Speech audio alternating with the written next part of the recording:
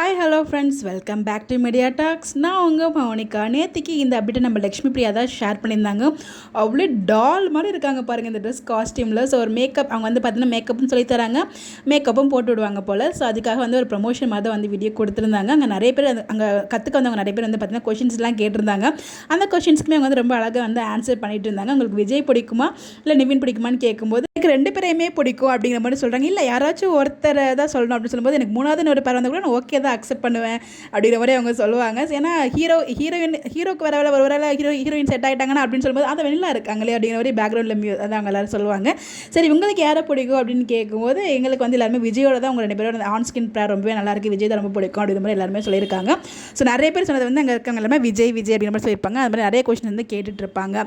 So இதில் வந்து பார்த்தீங்கன்னா அழகாக ரொம்ப ரொம்ப அழகாக வந்து ரெடி ஆகிட்டு இருந்தாங்க. ஸோ அந்த அப்டேட் அவங்க ஷேர் பண்ண ஃபோட்டோஸ்லாம் உங்களுக்காக நான் ஷேர் பண்ணியிருக்கேன். ஒரு வீடியோவாக ஷேர் பண்ணியிருந்தாங்க.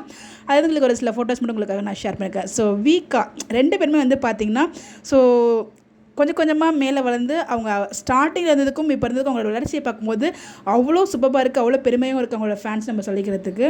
செமையாக வந்து ரெடியாக இருக்காங்களே, இந்த லுக்கில் அவங்க செம்ம சூப்பராக இருக்காங்க. உண்மையிலே வந்து ஒரு பொம்மை மாதிரி இருக்காங்க பார்க்குறதுக்கு, அவ்வளோ அழகாக இருக்காங்க, லட்சணமாக இருக்காங்க. ஸோ சொல்லிகிட்டே போகலாம் அந்த மாதிரி. ஸோ இந்த வீடியோஸ்லாம் பார்த்தீங்களா நீங்கள் எப்படி இருக்குன்னு சொல்லி உங்களுக்கு கருத்துக்களை மறக்காமல் கமெண்ட்டில் சொல்லுங்கள். Bye by.